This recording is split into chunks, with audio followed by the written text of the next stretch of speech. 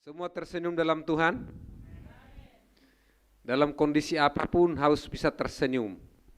Ya. Harus bisa tenang. Firman Tuhan yang memberkati kita hari ini dengan judul Berbahagialah orang yang berlindung padanya. Ya.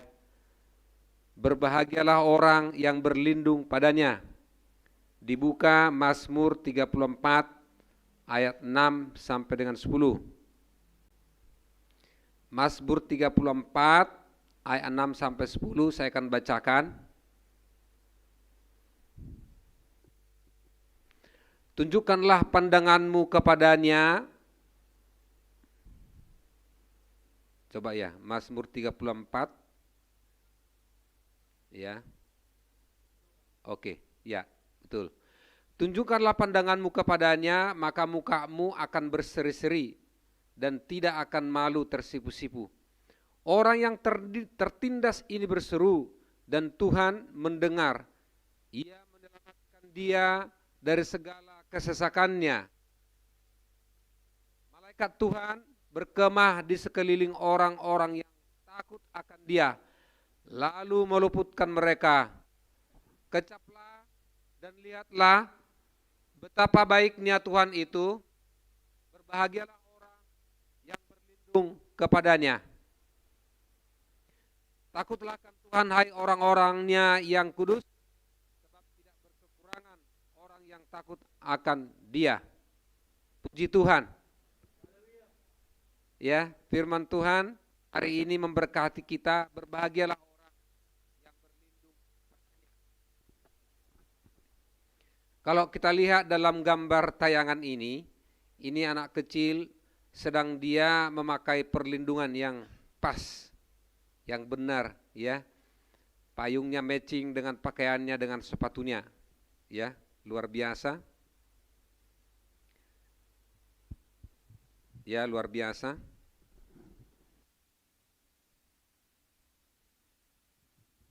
Ya. Matching dia. Tapi orang yang di sebelah kanannya dia sedang ada di laut. Ya, hujan sedang datang. Dia bilang, "Untung gua bawa payung, jadi enggak basah deh." Ya kan? Dia sedang basah, dia sedang di laut. Datang hujan, dia berpayung. Ya kan? Artikan sendiri apa artinya itu, ya. Nah, kadang-kadang orang sudah terlalu banyak mengandalkan pikirannya, ya seperti ini nih. Tapi apakah dia salah?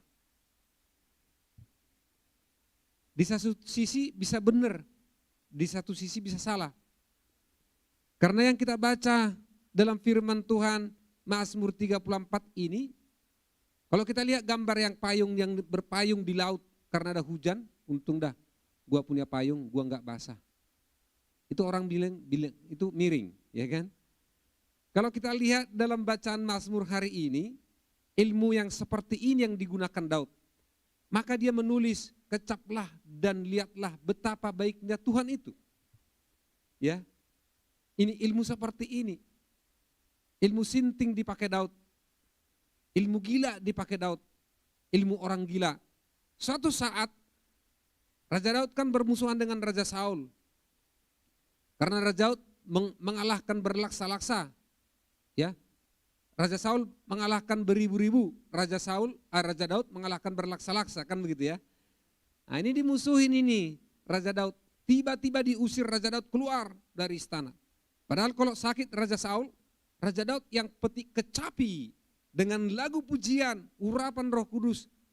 Raja Saul sembuh, setannya keluar. Tapi tiba-tiba ilmu iri hatinya keluar. Daud pergi, tiba-tiba dia pergi. Maka dia sampai di wilayah Raja Abimelek. Raja Abimelek itu adalah yang dari kumpulan Goliat itu, ya. Dari sana dia datang. Orangnya Abimelek mau bawa Daud ini ke istana. Tapi didengar suara oleh Daud mengatakan, "Ini dia orang yang mengalahkan Goliat, yang mengatakan nama Tuhan." Begitu didengar Raja Daud suara itu, ngomongan itu, Raja Daud memakai ilmu yang seperti gila ini. Iya, baca itu. Ya. Lalu dia berperan seperti orang gila. Dicoret-coret itu dinding, seperti orang gila, dialirkan air liurnya meleleh sampai ke ini, mengalir seperti orang gila. Lalu Raja Abimelek mengatakan, aku bukan kekurangan orang gila. Kenapa dibawa orang gila ini ke sini? Selamatlah Raja Daud. Raja Daud bukan gila. Tapi ada kalanya Tuhan berkata, ilmu apa yang kita pakai dalam kondisi tertentu. Tuhan memberikan hikmat kepada Raja Daud dengan ilmunya seperti strateginya seperti itu. Dia selamat. Keluarkan itu orang gila. Padahal Daud bukan gila. Daud waras. Tapi itu yang dipakai dia. Ada kalanya kita mempunyai strategi yang Tuhan kehendaki dalam hidup ini. Ya. Jadi yang dipakai Daud seperti orang yang kita bilang pakai payung di atas laut ini. Untung dah gua punya payung, jadi gua enggak basah. Tidak basah dari hujan, tapi basah dari laut. Ada kalanya penting, kalau Tuhan izinkan, kita harus memakai strategi apa? Apa artinya? Tuhan memperlengkapi kita dengan hikmat, strategi, ya, yang Tuhan izinkan. Baik, dari bacaan Mazmur 34 ayat 6 sampai 10 ini, itu matanya mengatakan, Daud mengatakan, orang yang tertindas ini berseru-seru kepada Tuhan. Raja Daud yang tertindas itu berseru kepada Tuhan. Ya. Raja Daud itu ditindas. Ya, ditindas benar-benar. Benar-benar ditindas. Tapi dia tidak mau balas dendam. Luar biasa kan? Jadi kalau anak-anak muda kita semua tokohkan juga Daud dari perjanjian lama sebagai tokoh kita, layak sekali. Daripada tokohkan pemain bola Inggris, ya kan? Yang tidak kenal, tidak ada hubungannya, tidak ada hubungan darah apapun, sebentar lagi dia tidak main bola lagi. Lebih baik kita tokohkan Alkitab, perjanjian lama, perjanjian baru tokohnya apa? Tuhan Yesus. Jelas kan? Tokohnya itu. Ya, dia sedang tertindas. Orang yang tertindas ini berseru-seru kepada Tuhan. Tuhan mendengarnya. Maka dari ketertindasannya Raja Daud itu, dia menyampaikan firman ini, kecaplah dan lihatlah betapa baiknya Tuhan itu. Kenapa Raja Daud bisa mengatakan kecaplah dan lihatlah betapa Tuhan itu baiknya? Dia mengalami kebaikan Tuhan. Sebagai anak Tuhan kita harus mengalami kebaikan Tuhan. Ya, harus mengalami. Sebab firman itu harus dideratkan dalam hidup saya. Kuasa Tuhan itu harus dideratkan dalam hidup kita. Tidak bisa hanya mengatakannya. Ya, Raja Daud selamat dari teori kegilaannya itu sesaat itu. Ya, maka dia bilang kecaplah dan lihatlah. Bisa aja Raja Abimelek misalnya, siapa tahu itu pura-pura gila. Coba gua tes, kan gitu ya. Ternyata Abimelek bilang, keluarkan itu, kau bawa orang gila sama saya. Simple, selesai. Kalau Tuhan bekerja simple, nggak bertele-tele.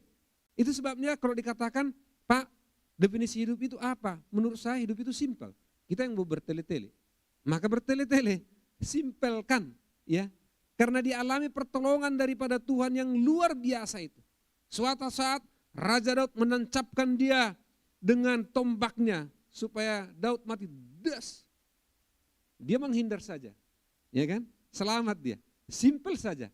Kalau Tuhan berkenan, maka laut pun akan dibelah. Persoalannya bagaimana itu harus kita alami. Itu persoalannya. Tidak hanya mendengar.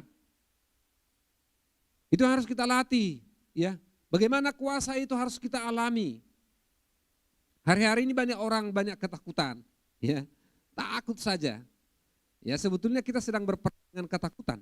Ya. Ya. Kalau dia cenderung dengan ketakutannya, maka akan dia ya begitu. Tapi Raja Daud mengatakan kecaplah dan lihatlah betapa baiknya Tuhan itu. Coba lihat baiknya Tuhan itu ya. Matahari, udara, air diberikan kepada kita. Ibu bayangkan listrik yang dipakai hanya malam saja. Siang kan kita matikan. Berapa dibayar listrik? Ya. Bayangkan yang dibayar. Bagaimana kalau misalnya punya usaha, berapa juta, berapa puluh juta hanya listrik. Kalau Tuhan tentukan tarif matahari ini, ya, kalau listrik nggak ada vitamin D-nya, ya, kalau matahari kan ada vitamin D, makanya harus berjemur jam 10, ya kan? Listrik ya listrik saja, terang aja seperti ini, nggak ada vitamin D. Jangan berjemur di listrik ya. Ada yang berjemur di listrik? Jangan ya, kestrum nanti. Berjemur di matahari. Artinya tarif matahari itu harus lebih tinggi dari tarif listrik. Berapa harus kita bayar? Betapa baiknya Tuhan itu. Diberikan itu kepada orang berdosa, diberikan untuk orang baik. Artinya ada berkat umum yang disediakan Tuhan untuk siapa saja. Udara, ya, tabung oksigen waktu itu habis. Ya, habis, enggak ada tabung oksigen. Tuhan memberikan udara, Tuhan memberikan air kepada kita. Luar biasa. Betapa baiknya Tuhan itu. Pernahkah kita bersyukur kepada Tuhan dikala kita bangun pagi, lalu kita menghirup udara segar, terima kasih Tuhan. Pernahkah kita waktu jalan, lalu diterpa matahari, terima kasih Tuhan, aku dapat matahari. Orang biasanya menghindar dari matahari, maka datang penyakit. Kenapa? Tidak ada vitamin D. Penyakit itu, COVID itu menyelidiki di tubuh orang, dilihat, oh ini tidak ada vitamin D-nya, set masuk. Kenapa? Betapa baiknya Tuhan itu. Kita tidak gunakan berkatnya. Saudara-saudara yang terkasih dalam nama Tuhan Yesus Kristus. Matahari disiapkan, udara semua. Dan kebaikan yang luar biasa lagi, ya, Allah turun ke bumi melalui Tuhan Yesus Kristus. Dia tidak hanya di sorga sana, dia turun ke bumi, dia sampai ke bumi ini. Lihat bukti-bukti turunnya Tuhan Yesus ke bumi ini. Sampai hari ini bukti sejarah itu ada. Di mana dia lahir, di mana disalibkan, di mana dia dikuburkan, di mana dia bangkit. Masih ada telapak kaki itu sekarang di sana. Seluruh dunia menyaksikan itu. Dia naik ke surga. Luar biasa. Artinya begini, manusia itu ya saat itu ya bangsanya Tuhan sudah meninggalkan Tuhan. Maka dijumpai. Dijumpai kita saudara-saudara. Tuhan Yesus menjumpai kita. Dalam penyakit kita Tuhan Yesus menjumpai kita. Dalam kesedihan kita Tuhan Yesus menjumpai kita. Dalam kesengsaraan kita Tuhan Yesus menjumpai kita. Sadarkah kita dijumpai Tuhan Yesus? Itu persoalannya. Banyak orang tidak sadar seperti orang pakai payung tadi. Ya, tidak sadar. Kenapa? Karena dia terikat dengan pemikiran persoalannya sendiri. Fokus kepada masalahnya. Tuhan itu baik. Lihat dalam gambar itu nih. Ya, 5 roti 2 ikan dikasih 5.000 orang makan. Sampai hari ini tempat ini masih ada bukti sejarahnya. Di mana Tuhan Yesus memberikan 5.000 orang makan dari 5 roti dan 2 ikan. Masih ada buktinya sampai hari ini. Semua ada bukti. Sewaktu saya ke sana, saya ambil batu dari situ. Saya bawa ke Indonesia. Saya gunakan batu itu. Itu bahasa iman, saudara-saudaraku. Itu bahasa iman. Beri kemuliaan untuk Tuhan. Haleluya. Kecaplah dan lihatlah betapa baiknya Tuhan itu. Yang kedua, berbahagialah orang yang berlindung padanya. Orang-orang yang berlindung kepada Allah itu orang-orang yang berbahagia. Sebab kalau orang-orang berlindung kepada setan, di mana bahagianya? Dia akan masuk neraka, ya kan? Orang di dunia ini dua minta pertolongan, perlindungan kepada Allah atau kepada setan. Tapi bersyukur kepada Tuhan kita yang mendengarkan khotbah hari ini, yang ada di gereja ini maupun di mana saja yang mendengarkan khotbah ini, kita sedang menerima perlindungan dari Tuhan saja, ya. Orang-orang yang menerima perlindungan dari Tuhan, sikap hatinya tenang hatinya. Ya, kita harus introspeksi diri, evaluasi diri. Kalau hari-hari ini kita tidak tenang dalam Tuhan, ada sesuatu yang tidak pas. Ya, ada sesuatu yang tidak pas. Karena Tuhan bekerja dengan damai sejahtera. Sekalipun kita dalam persoalan, sekalipun dalam tantangan, kalau roh Tuhan hadir dalam hati, ada ketenangan. Itu yang kita alami. Mengikut Tuhan. Dan kalau kita baca tokoh-tokoh Alkitab, itu yang dialami, ada ketenangan, ya, mengikut Tuhan. Sikap hatinya tenang, ya. Orang-orang yang berlindung kepada Tuhan, maka tidak pernah ditakut dengan santet. Kalau orang-orang Pentakosta, orang-orang Kristen takut dengan santet, evaluasi. Sebab orang Kristen bisa disantet oleh dukun-dukun, bagaimana Tuhan yang Maha Kuasa? Ya, enggak ada, santet tidak ada. Dalam nama Yesus itu mental semua. Sebab Tuhan adalah perisai kita. Sekali Tuhan berkata, berbahagialah orang yang berlindung padanya. Memang benar, berbahagia. Kita tidak pernah takut santet-santet. Banyak orang di dunia sekarang bingung untuk memperkebal dirinya dari santet-santet, pergi ke sana, pergi ke sini. Kita hanya datang kepada Tuhan saja. Ya, saya kalau mati karena santet kita tidak bertemu. Saya sering kali karena tugas karena apa disantet orang. Saya tahu. Ya, saya suatu saat waktu kami tidur, anak-anak saya masih kecil, jam-jam 2 dini hari ya. Tiba-tiba saya mendengarkan suara yang meledak malam itu. Harusnya satu kecamatan bahkan satu kota itu mendengar. Tapi saya lihat anak-anak saya, istri saya kok enggak dengar ya. Aku dengar gitu. Apa yang terjadi? Pagi-pagi saya buka pintu ya. Saya lihat serbuk-serbuk di depan, di bawah jendela kamar kami itu. Ada serbuk-serbuk halus. Artinya dipecahkan Tuhan di situ. Kalau itu sampai ke saya, kita tidak bertemu. Jadi orang-orang Kristen yang percaya kepada Tuhan, kalau masih takut dengan santet, hari ini engkau mendengarkan firman Tuhan. Tuhan di atas segala-galanya. Orang-orang Tuhan tidak akan bisa disantet. Ya, kebal, perisai, Tuhan itu perisai. Luar biasa kita yang berlindung kepada Tuhan. Ya, luar biasa. Coba tayangkan Mazmur 91 ayat 11. Mazmur 91 ayat 11. Sebab malaikat-malaikatnya akan diperintahkannya kepadamu untuk menjaga engkau di segala jalanmu. Sering kita tidak sadar, malaikat Tuhan berpasukan menjaga orang-orang percaya. Sering itu tidak kita sadari. Tapi sesungguhnya malaikat Tuhan berpasukan menjaga kita. Mengiringi kita satu persatu. Kalau enggak kita udah disantet orang. Iya kan? Tapi puji Tuhan ya, ada malaikat Tuhan yang menyertai umat-umatnya.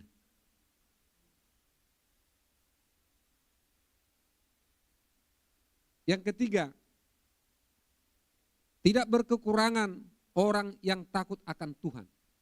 Tidak berkekurangan orang yang takut akan Tuhan. Kenapa orang yang takut kepada Tuhan tidak berkekurangan?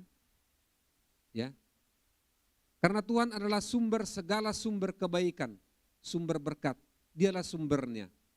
Itu harus kita pastikan itu dalam hidup kita, dalam percaya kita. Tuhan adalah sumber segala sumber kebaikan, sumber berkat. Tidak ada sumber yang lain yang mengalir kepada kita. Oleh karena itu fokus kepada Tuhan. Dialah sumber segala sumber. Kemudian Tuhan punya konsep untuk memberkati umatnya. Tuhan mempunyai konsep memberkati kita semua. Tuhan punya konsep memberkati Narwastu. Kita masing-masing Tuhan punya konsep. Dan Tuhan punya rencana damai sejahtera untuk umatnya. Coba ditayangkan Yeremia 29 ayat 11. Ya, saya akan bacakan. Ini konsepnya Tuhan untuk kita. Sebab aku ini mengetahui rancangan-rancangan apa yang ada padaku mengenai kamu. Demikianlah firman Tuhan, yaitu rancangan damai sejahtera dan bukan rancangan kecelakaan, untuk memberikan kepadamu hari depan yang penuh harapan. Hari depan yang penuh harapan. Lanjut. Ayatnya masih ya. Itu Yeremia 29 ayat 11 sampai 14. Sekarang ayat 12. Dan apabila kamu berseru dan datang untuk berdoa kepadaku, maka aku akan mendengarkan kamu. Ayat 13, apabila kamu mencari aku, kamu akan menemukan aku. Apabila kamu menyanyikan aku dengan segenap hati. Ayat 14, aku akan memberi kamu menemukan aku. Demikianlah firman Tuhan, dan aku akan memulihkan keadaanmu dan akan mengumpulkan kamu dari antara segala bangsa dan dari segala tempat kemana kamu telah kucerai beraikan. Demikianlah firman Tuhan, dan aku akan mengembalikan kamu ke tempat yang dari mana aku telah membangun kamu. Ini nubuatan kepada Israel. Bangsa Israel itu kalau kita baca itu pentingnya membaca Alkitab berurutan ya. Jangan acak-acakan. Makin tahu kita. Saya sekarang membaca Hakim-Hakim. Ya. Di hakim-hakim itu mereka sudah meninggalkan Tuhan menyembah Baal. Baca. Padahal baru mereka tahu mujizat Tuhan, lautan dibelah. Air mata diberikan di padang gurun, mana diberikan. Di hakim-hakim, Kejadian, Keluaran, Imamat, Bilangan, Ulangan, ya kan? Hakim-hakim, Yosua hakim-hakim. Di hakim-hakim itu mereka sudah meninggalkan Tuhan, mulai meninggalkan Tuhan. Makanya Tuhan mencerai-beraikan mereka, ini firman Tuhan. Beberapa kali, bukan hanya 1-2 kali. Tapi akan kukembalikan kamu. Sekarang dikembalikan toh. Mereka sudah kembali, habis dicerai-beraikan kembali. Firman Tuhan ini apa yang dikatakan benar. Semua firman Tuhan, ingat ineransi. Ini harus benar-benar kita patri dalam jiwa kita. Tidak ada kesalahan apapun dalam firman Tuhan. Sebab Tuhan yang berfirman, dikembalikan mereka ya menjadi satu. Jadi rancangan Tuhan kepada umat-umatnya, konsep Tuhan kepada umat-umatnya adalah konsep damai sejahtera, berkat. Tetapi kadang-kadang tindakan kita membatasi konsepnya Tuhan. Ya, banyak persoalan-persoalan yang kita peroleh karena kita nggak mau belajar, nggak cerdas, ya, tidak mau bertanya kepada Tuhan. Apa yang ditabur akan dituai, ya. Misalnya sederhananya begini, orang tidak mau berkeringat, makan terus, yang nggak keluar keringat, bagaimana akibatnya? Penyakit gula, ya kan? Orang tidak mau berjemur di matahari, padahal berkat Tuhan sudah diberikan kepada orang, ya akibatnya apa? COVID menyelidiki badan mana yang tidak ada vitamin D, masuk dia ke situ. Ternyata orang ini banyak vitamin D-nya masuk, kan mental juga penyakit itu. Ya tak? Artinya Tuhan melatih kita harus sejalan kita dengan rencana Tuhan. Tuhan rencana memberkati kita, kita harus masuk dalam rencana itu. Tidak boleh. Artinya apa? Kita harus tunduk. Di satu sisi tunduk kepada Tuhan, di satu sisi kita berperang. Ya. Coba buka Yakobus sampai ayat 7.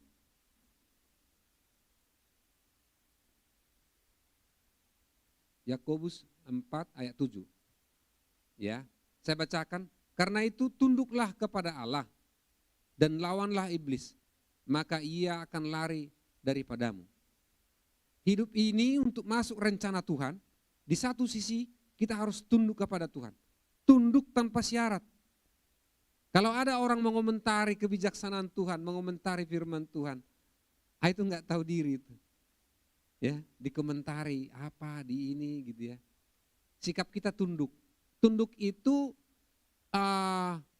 bukan diartikan semata-mata tunduk dalam arti fisik, tapi hati kita yang tunduk kepada Tuhan. Ya, hati kita. Misalnya harus sujud menyembah Tuhan, sedang kita mengendarai mobil, bagaimana sujud? Kalau dia sujud dulu, mobilnya kemana? Tapi dikala hati kita tunduk kepada Tuhan, engkau mengendarai, engkau di toilet, engkau di mana-mana. Tidak ada membatalkan apa yang kau doakan. Kenapa? Hati kita yang tunduk kepada Tuhan. 100%. Jadi bukan fisik. Kalau fisik pun tunduk kepada Tuhan itu baik. Sesuai dengan waktunya. Kalau di gereja ini fisik kita harus tunduk kepada Tuhan. Karena memang mendukung. Tetapi kalau kita sedang berperang, bagaimana fisik kita tunduk kepada Tuhan? Tetap kita connect dengan Tuhan. Di mana saja pun kita berada. Di satu sisi kita harus tunduk kepada Tuhan. Di sisi yang lain kita harus melawan iblis. Tunduklah kepada Allah dan lawanlah iblis. Disinilah kedamaian itu sebetulnya. Ya, kedamaian hati di firman ini. Artinya apa? Hidup kita sedang menjalani peperangan. Dari dulu firman Tuhan sudah mengatakan demikian. Tunduklah kepada Allah dan lawanlah iblis. Artinya kalau ada manusia hari-hari ini belum sadar sedang berperang, terlambat bro, terlambat bos. Semenjak manusia itu lahir, dia nangis, sudah berperang. Tuhan sudah mengatakan demikian, tunduk kepada Allah, lawan iblis. Dilawan. Lawan kemalasan, lawan kebodohan. Ya, jangan bergaul dengan kemalasan. Bergaul pula dengan kebodohan. Aduh, bagaimana nanti jadinya ya? Ya, Dilawan itu. Apapun kita lawan, kemiskinan pun harus kita lawan. Lawan, hidup kita sedang berperang. Penyakit harus dilawan. Omikron harus dilawan. Bagaimana? Berlindung kepada Tuhan, protap, prokes, lakukan, enjoy dalam Tuhan, sudah. Itu yang bisa kita lakukan. Iya kan? Buktinya sehat-sehat kita semua. Beri kemuliaan untuk Tuhan. Itu sudah cukup bukti sebetulnya dari Tuhan kepada kita. Ya. Bukti permulaan yang sangat kuat kepada kita memuji-muji Tuhan. Ya. Jadi ingat, hidup kita adalah peperangan. Kita sedang berperang. Sampai kapan? Selama-lamanya. Ya, perangi kebodohan. Bagaimana caranya? Baca. Baca firman Tuhan, baca ilmu pengetahuan. Ya. Perangi kemiskinan. Bagaimana caranya? Tanganmu jangan diam. Selama tangan bergerak, bekerja, maka perut tidak akan lapar. Kenapa ada orang kelaparan? Tangannya sudah diam, tidak mau bekerja. Kadang pilih-pilih bekerja. Ya. Sewaktu kita mulai bergerak, langkah pertama dimulai, maka tujuan kita akan sampai. Kenapa orang tidak sampai kepada tujuannya? Tidak mau bergerak, diam saja. Bagaimana mengaplikasinya? Di mana saja kita berada? Ya, Bang Kevin menasehatin adik-adiknya begini. Di rumah harus berguna. Di mana saja harus berguna. Artinya apa? Apa yang bisa dilakukan di rumah, lakukan. Jangan diam. Itu melatih kita berperang, mendatangkan kebaikan. Jangan diam. Ya, lakukan sesuatu yang berguna di mana saja. Di kantor begitu, bayangkan kau lakukan sesuatu di kantor, kau buat sesuatu yang baik. Ya, dilihat atasanmu, ini baik ini. Dicatat itu. Ya, jangan diam. Pokoknya jangan diam, bergerak saja. Sewaktu orang bergerak, maka dia akan sampai kepada tujuannya. Haleluya. Poin yang keempat, yang terakhir adalah orang-orang yang mencari Tuhan tidak kekurangan sesuatu pun yang baik. Orang-orang yang mencari Tuhan tidak kekurangan sesuatu pun yang baik.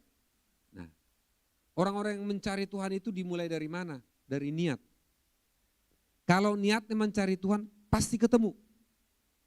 Tapi kalau niatnya sudah tidak ada mencari Tuhan, tidak akan ketemu. Niat, bangun niat itu. Punya niat, lalu bergerak. Ya, pasti ketemu. Dimulai dari niat untuk mencari Tuhan, cari Tuhan. Bagaimana carinya?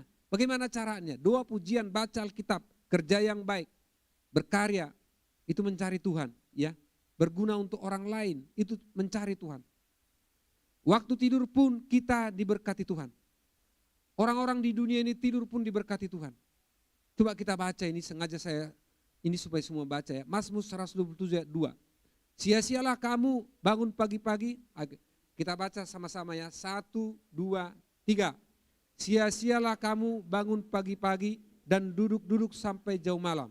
Dan makan roti yang diperoleh dengan suka. Sebab ia memberikannya kepada yang dicintainya pada waktu tidur. Ini luar biasa. Firman ini dituliskan ribuan tahun yang lewat. Orang banyak sekarang tidur tapi punya pendapatan. Tidur siang, tidur malam, pendapatannya mengalir aja. Ya. Waktu ditulis firman Tuhan ini tidak tahu zaman ini seperti ini. Ditulis firman ini belum tahu akan ada bank, ada OVO, ada apa gitu ya. Sekarang ini terjadi. Orang tidur-tidur aja, orang kebaktian aja, pendapatannya datang. Masuk itu. Serius. Firman Tuhan ineransi. Tidak ada kesalahannya. Waktu tidur orang diberkati. Orang yang kerja keras, orang yang cerdas mengalami ini. Betapa orang-orang muda sekarang yang timbul tiba-tiba menjadi orang kaya. Tidur dia. Kekayaan mengalir. Ini. Digenapi. Hai engkau anak-anak muda yang mendengarkan firman ini. Yang merasa muda seperti saya. Ya. Jangan pernah berkata tua. Karena usia di tangan Tuhan. Dituliskan firman Tuhan ini. Belum tahu zaman ini akan seperti ini. Sekali Tuhan menulis pasti digenapi. Orang tiduran aja sekarang.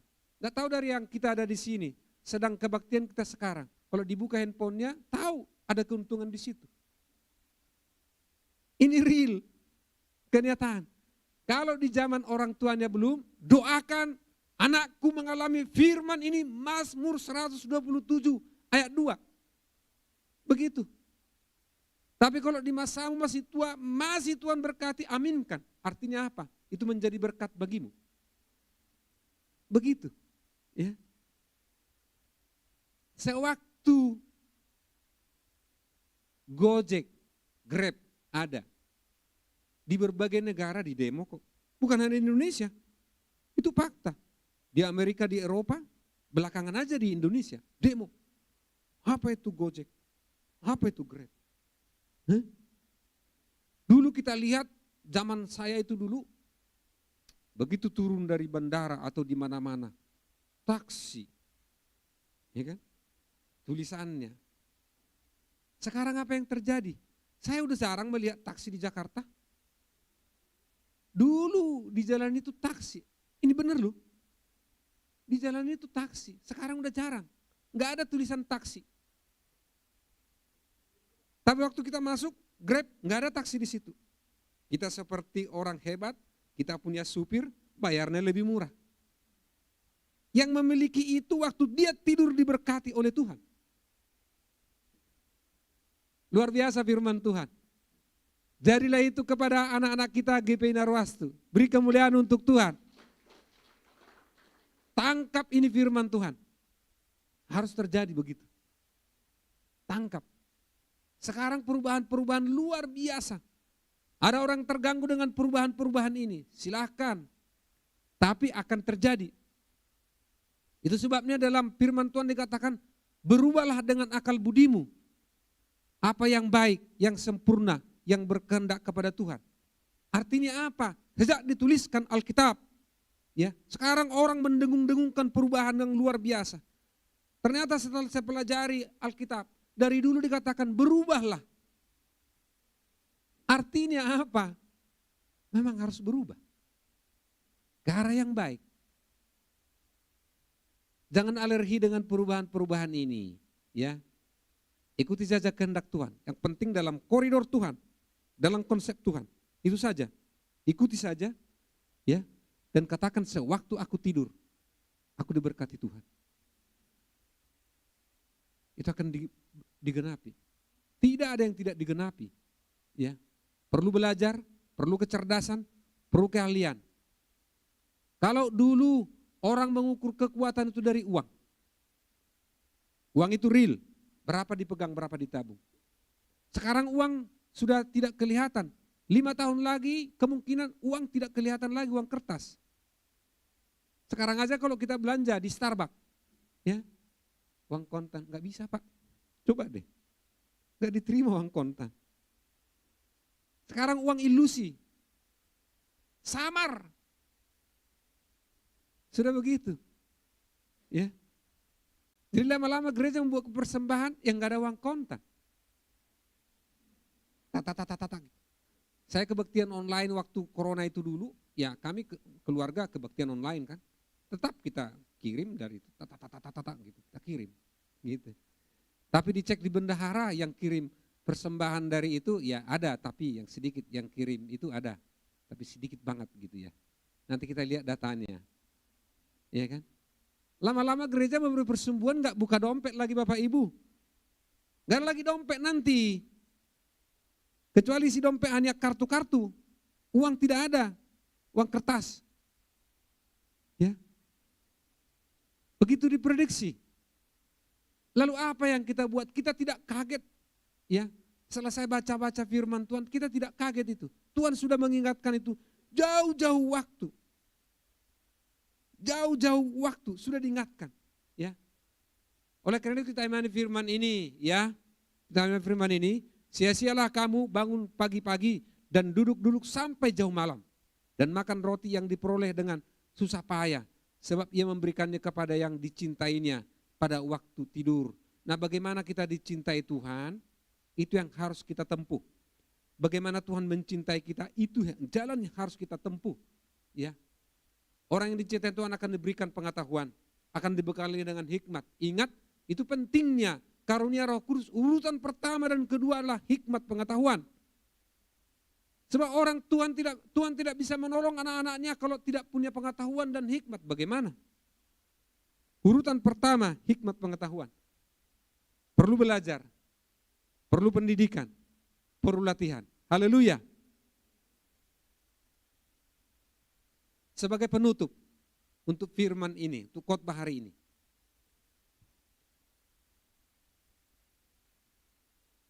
Kecaplah dan lihatlah betapa baiknya Tuhan itu. Kecap itu artinya harus ada upaya, ya. Merasakan baiknya Tuhan itu. Harus ada usaha. Berbahagialah orang yang berlindung padanya. Tidak berkekurangan orang yang takut akan Tuhan. Keempat, orang-orang yang mencari Tuhan tidak kekurangan sesuatu pun yang baik. Sesungguhnya kita adalah orang yang berbahagia karena berlindung kepada Tuhan.